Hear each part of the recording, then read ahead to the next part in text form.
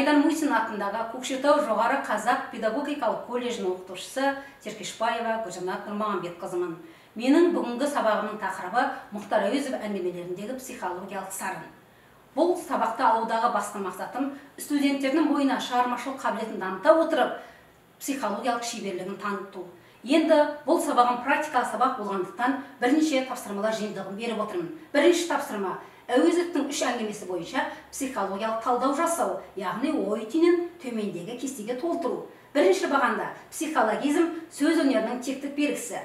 Екінші бағанда қорғаныс күні әңгімесін талдау жасалынады. Үшінші бағанда жетім әңгімесіне, төртінші бағанда көксерек әңгімесіне талдау жасалынады. Енді студенттерге үлгі ретінде мен мысалдар келтіріп кетейін. Психологизм дегеніміз не? Яғни сөз өнерінің тектік белгісі дедік. Мен үлгі ретінде көркемдік әлемнің жымын жүйесі деп алдым. Яғни адамның жымын жүйесі жұмыс жасамаса, адам өмір сүре алмайды. Көркем әдебиетте психологизм болмаса, өмір сүре алмайды. Яғни оның шығармашылығын балаларға жеткізе алмайды.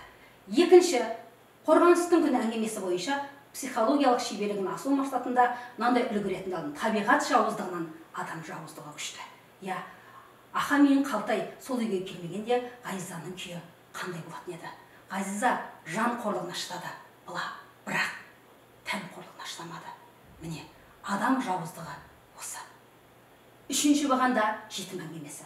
Бұл жетім әңгімесінде Мұхтар Әуезов Қасым образы арқылы ер бала психологиясын ашқан. Бұл Қасым образы арқылы Қасымның жан күйзелісін, жетімдіктің тауқыметін көргендігі. Бірінші ата-анасынан айырылды, одан кейін әжесінен айырылды.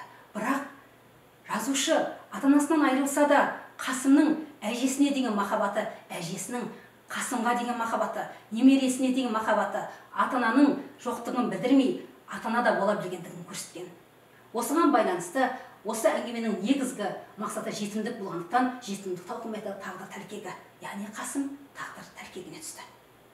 Үшінші әңгіме көксерек әңгімесі. Бұл көксерек әңгімесінде көбінесе басты кейіпкер балалар құрмаш деп алады. Жоқ, басты кейіпкер құрмаш емес. Бұл әңгімеде басты кейіпкер көксерек. Яғни көксеректің қиналысы, аянышты халі. Біз жан дүниесі беріп, ой өрісі кең адамзат, біз табиғатқа жауыздық істедік. Табиғаттың төл перзенті қасқырға жауыздық істедік. Көксеректі қинадық. Мысалы қараңыздаршы, суда балық жүзіп жүреді. Бірақ біз балықты алып топыраққа салдық. Балық өмір сүре ме? Жоқ. Біз де дәл солай қасқырды қинадық. Балықты қалай қинадық? Топыраққа салып. Қасқырды да торға қамап қойып қинадық. Міне жазушы аңдар психологиясын шебер жеткізген осы әңгімесі арқылы. Сонда мен алып тұрған үлгі ретінде адамзаттың табиғат заңдылығына жасаған қиянаты. Енді сонда түсінікті ғой, бірінші тарауда осы бағанында толтырып шығасыздар. Мен сіздерге үлгі ретінде түрлерін бердім, әрі қарай өздеріңіз толтырасыздар. Келесі практикалық жұмыс бұл екі түрлі түсіндірме күнделігі арқылы сіздер оққан әңгімелеріңіз бойынша талдау жасаймыз. Біз 3 әңгіме оқыдық. Өздеріңіз білесіздер, қорғаныстың күні, жетім, көксерек. Енді қараңыздар, мен сіздерге тағы да үлгі беріп кетейін. Қорғаныстың күні. Бірінші бағанда әңгіменің аты жалынды, екінші бағанда әңгімеден үзінді айтылады, үшінші бағанда не себепті екені түсіндіріледі. Енді қараңыздар, бірінші бағанда қорғаныстың күні. Әсер еткен жері қандай? Сіздерге сол әңгімені оқып отқанда қай жері ерекше әсер етті? Жан дүниеңізді тербеді. Сіз қалай қиналдыңыз? Кейіпкермен мұңдастыңыз, кейіпкердің жан дүниесін ұғындыңыз. Сол жерін тауып алып жазасыз. Мысалы, маған әсер еткен жері пішіні мұңды, жүдеу. Жас басына орнаған қайғы, жүрегін жеген дерт сыртына шығып тұр. Жазушының психологиялық шеберлігін, Ғазизаның образын сомдаудағы ерекшелігін осы түйін ерекше асып тұрғандай. Не себепті әсер етті осы жер маған? Өйткені уыздай жас қыздың тағдыр тәлкегіне түскені. Я, Ғазиза әкесін айырылды, бауырын айырылды. Бәріне қиналды, бала боп ойнаған жоқ. Ол үлкен адам сияқты. Үйдің де, даланың да жұмысын істеді, бірақ бәріне шыдады. Бірақ өкінішке орай, сол қаралы күнде Аха мен Қалтайдың келіп Ғазизаның абыройын төгудегі жағдайы адамды жан түршігерлік іске апарды. Ғазиза соңында өлімге қиды.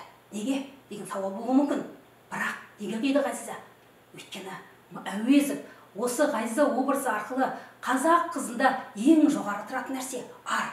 Қазақ қызы ар болмаса өмір сүре алмайды. адамға ауа қандай қажет болса, қазақ қызына ар да сондай қажет деп Ғазизаның тағдыры арқылы шебер жеткізіп тұр. Екінші тарау, екінші әңгіме, жетім әңгімесі. Енді қараңыз, жаңа айттық. Бірінші әңгімеде Ғазизаның жаны қиналды, бірақ Ғазиза қыз бала тән қорлығына шыдамады. Ал екінші әңгімеде ер бала психологиясы арқылы жан қиналысын көрсетіп тұр. Жаңа айтқандай, Қасым анасынан айырылды, әкесінен айырылды, бірақ әжесі оны жетім қылмады. Ана да әке де болады. Осы арқылы әйел бойындағы құдіретті алып күшті Әуезов шеберлікпен жеткізе білген. Енді қараңыздар, осы әңгімедегі ерекше әсер еткен жері, маған әжесі қайтқаннан кейін шынымен де Қасымның көзінен ыстық лыпылдап шыққан ащы жастар жүрегімді езіп кеткендей. Мысалы, үлгі ретінде, әжетай, мені кімге тастап кеттің? Мені неге ала кетпедің?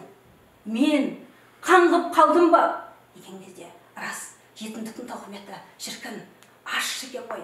Мынаны қалай шебер суреттеген деп таң қаласың. Не себепті маған бұл әңгіме әсер етті? Неге осы үзіндінің осы жері әсер етті? Жетімдіктің ауыр тауқыметін бір сөйлеммен жеткізудегі Әуезов шығармашылығына тәнті боласың. Келесі әңгімесі көксерек әңгімесі. Енді жаңа айттым, көксеректің аңдар психологиясы. Бірінші әңгімеде қыз бала психологиясы, екінші әңгімеде ер бала психологиясы, үшінші аңдар психологиясы суреттелген. Енді қараңыздар, түні бойы көп ұлиды, таң атқанша жер жыртып, шаң боратып, ыңырсиды, аунайды. Ол қай жері? Адамдар әкеп, үйіне әкеп, құрмашқа сыйға беріп, оны торға қамап қойған жері. Ол кең жазықта, далада, кеңістікте жүгіріп жүрген аңды әкеп торға қамап қойды. Ол адамзаттың өте қиянат жасағандығы, табиғатқа қиянат жасағандығы, аңдарға қиянат жасағандығы. Міне осыны жазушы аңдар психологиясын шебер суреттегідегі шеберлігіне тәнті боласың. Енді ерекше әсер еткен жер неге? Міне көрген азабы, жан қиналысы. Неге осы жер ерекше әсер етіп тұр? Не себептен? Мен оқып отырып, шіркін қасқырдың қиналысын көріп, көрген азабын көріп, өзім қиналғандай қатты, сол тордың ішінде өзім жүргендей күй кештім. Міне осы үш шығарма арқылы екі түрлі түсіндірме күнделігін осылай толтырасыздар. Келесі практикалық жұмыс бұл ой толғау.